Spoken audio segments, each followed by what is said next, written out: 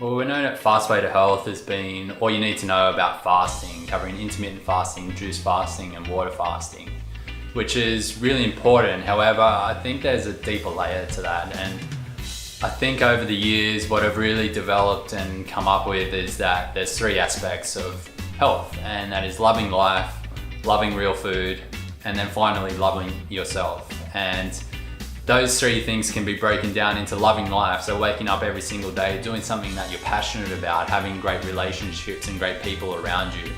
Also talking about loving real food is really thinking about where food actually comes from. If we talk about the sun, how the sun comes down and shines upon the plants, and the water from the rain is brought down to really nourish the plants, and out of that comes these fruits or these vegetables or these nuts or seeds or these legumes that we find from the ground that really, when we take them into our body, we can feel electrified and energized from eating those foods. And when we do that, we can feel the nourishment from that real food on such a deep level.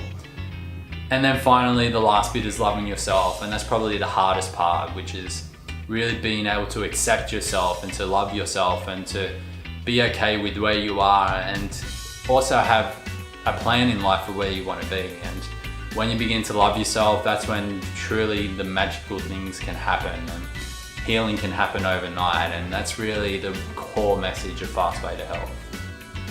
There's been a lot of moments over my life that I would say are defining. Most of them, in fact, looking back in hindsight, have not been the most spectacular moments of my life. Potentially you could say that were the things that I did wrong. There were many years of my life that I spent on antibiotics for bad skin, which led me into being really insecure, which led me into alcohol and drug abuse, which led into being insecure about my body, which led into steroid abuse. And I think all of those little things did matter. However, there was one point in my life which I would perhaps say was the most defining moment, and that was waking up one day, not being able to move in bed, not being able to get out of bed and go and serve my clients in the gym, and just having no energy at all. And that week was really tough. I didn't know what to do. And out of that came some hope through finding out about these real foods and fasting in general. And there was a time when it was just all shown to me at the right time. And I look back at my life, and it was all about just cleansing and purging all of the old stories that I once told myself that weren't actually mine, and they weren't my truth. And when I was able to do that, I started to realize that I was living a life for someone else, and I wasn't actually living life for me. And when I actually had that realization, there was almost a sense of freedom, because now I had possibilities that were endless, and I could finally live that life for me. I didn't have to live it for everyone else like I once was. And out of that, I started to find that I actually enjoyed meditation. I actually enjoy listening to drum music. I actually enjoy just getting out of nature and getting out into the ocean specifically. Getting to the beach is my calming spot. It's the place that I feel most connected. And when I take times to do those things away from work and away from the distractions of life, that's when I can truly know that I'm connected to who I am, and where I feel a deeper sense of connection to myself. There's so many different daily things that I do to maintain and excel with my health that it doesn't come down to just one thing. I've always said that it's taking consistent action over time that produces the results. And that is so true with your health. You didn't get unhealthy overnight, so you can't expect to get healthy overnight as well. So when I wake up in the morning, I'm always focusing big on drinking more water, because water really is what makes us live. We can live on just water for 40 days or more with no nourishment to the body. Now, it's not recommended that we do that long term, but we definitely need to keep our hydration levels up. And after being a personal trainer for 2 to 3 years, I noticed that well over 80% of my clients were actually dehydrated. So really focusing in on water. I drink between more than 2 liters before 9 a.m, which also includes before that time getting out and going for a walk around out in the sunshine ideally. Then we'll come back and I'll do some sort of breathing exercises, meditation and exercise. Now it's mixed up during the day differently. Sometimes it'll be more strenuous activity, sometimes it'll be more calming activity like yoga. Each day is different, and I think the variety is the spice of life, and getting out there and keeping things mixed up keeps it interesting so that you continue each and every day. As we continue throughout the day, I like to go through a process of intermittent fasting, so not eating until approximately 12 p.m. each day and cutting down that eating window to 8 hours or less, and that varies as well. My first meal is always something nourishing and raw, so whether it's a big plate of fruit that is just really nourishing to my body, and I try and take in all the aromas of that fruit first. Having like a smoothie or a juice, or maybe both if I'm really feeling up to it, to really make sure I'm getting those nutrients into the cells, something that's pre-digested so that it's easy on my digestive system as well.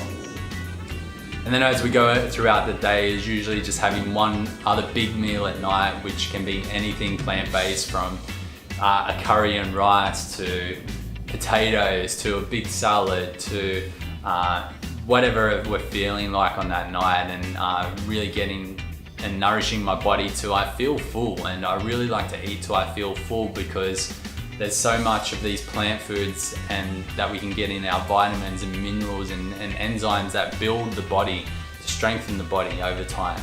And then throughout the day, just really focusing on being mindful and being present as much as I can, taking a lot of time to do some deep breathing exercises and staying hydrated throughout the day as well. So like I said, it's not just one thing that creates health, it's all these little things over time, and doing them the right way and consistently that creates that long-term health that we're all looking for.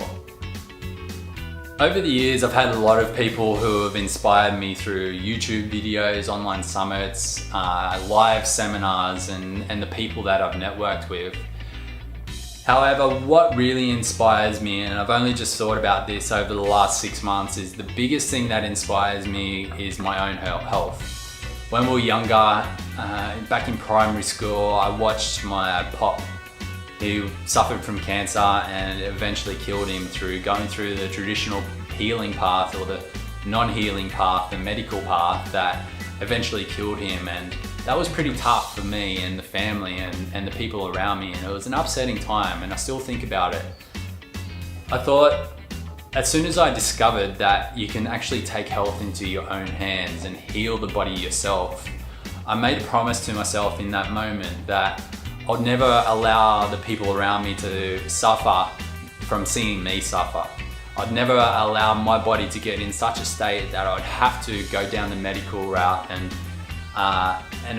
seeing the pain in my face from my family is just not an option for me. So what drives me is that knowing that my future family around me is going to see me die one day at a healthy 120 years old with a smile on my face.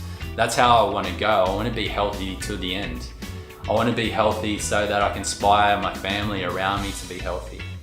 And I definitely know that with the principles that we use at Fast Way to Health, I can definitely do that for many, many years until I'm nice and healthy, 120 years old. I used to want a lot of things in life. I wanted to achieve, I wanted to be a high achiever, and while I still want those things, I'm not attached to them anymore. The things that are most important to me in life are having access to good food each day, having access to a group of people and knowledge who are open to have some fun conversations about the possibilities of life. What else is important to me is just being able to get to the beach, get out there and have a surf, or just lying on the beach connected to the ground. All of those little things are really what's important to me, not the big things anymore. It's not about the house, the cars, the properties, the 5-star travel. It's about those little things that matter, the connection to others and to myself, and that's all that really matters.